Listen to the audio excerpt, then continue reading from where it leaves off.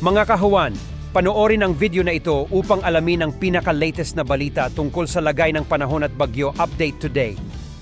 Ating latest satellite images, makikita po natin na dalawang weather systems ang nakakaapekto sa ating bansa. Una, yung northeast monsoon, medyo malakas po ang hanging amihan ngayon o northeast monsoon na makakaapekto pa rin sa malaking bahagi ng Luzon. Magdadala ito ng mga pag-ulan, mga mahinag sa tamang mga pag-ulan, partikular na sa may Cagayan Valley at Cordillera Administrative Region. Easterlies naman ang magdadala ng mga pag-ulan, partikular na sa may Bicol Region, ilang bahagi ng Eastern Visayas at silangang bahagi ng Mindanao. Sa ibang bahagi na ating bansa sa Luzon, makikita nyo, wala pong halos masyadong kaulapan dahil po mga maninipis na ulap na dala ng northeast monsoon ang magdadala naman ng mga pag-ambon, mahinang mga pag-ulan, partikular na sa malaking bahagi ng Luzon. Sa Visayas at Mindanao, mga localized rain showers and thunderstorms naman ang mararanasan. Sa ngayon din po, wala tayong minomonitor pa na cloud clusters or maging low pressure area sa loob at labas ng Philippine Area of Responsibility. Medyo maliit pa yung posibilidad na magkaroon tayo ng bagyo sa mga susunod na araw.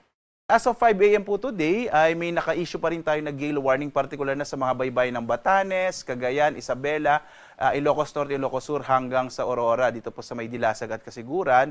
Ito po ay dulot ng malaking pag-alo ng karagatan na dulot naman ng hanging amihan. Inaasahan po natin na magiging maalon yung karagatan sa bahaging ito ng ating bansa.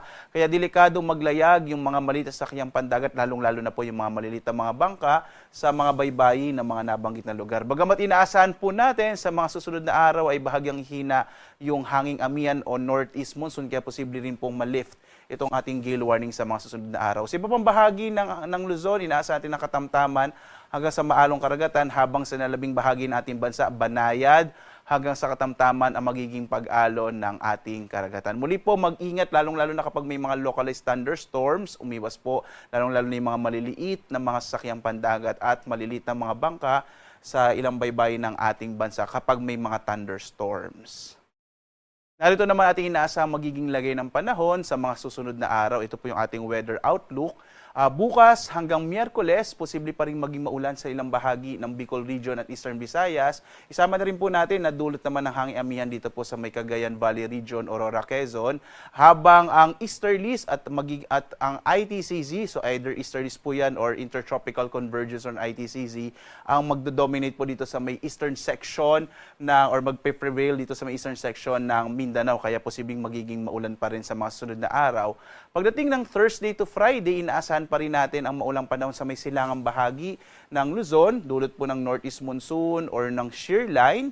Posibleng makaapekto po ulit ang shear line sa mga sunod na araw, habang ang intertropical convergence zone or ITCZ ay magpapaulan sa may silangang bahagi naman ng Mindanao, yung Caraga area po at maging ang Eastern Visayas at maging itong Davao Region ay posible pong magkaroon ng mga pag-ulan hanggang sa pagtatapos ng linggong ito. Yan po ay magiging dulot ng intertropical convergence zone or ITCZ. Sa ngayon po, base sa pinakahuling datos na nakalap natin dito sa Pag-asa, ay wala pa po tayong namomonitor na low pressure area or maging bagyo. At least in the next 3 days, medyo maliit pa yung posibilidad na magkaroon tayo ng bagyo. Kapag meron po tayong bagong datos, ay mag-update po tayo.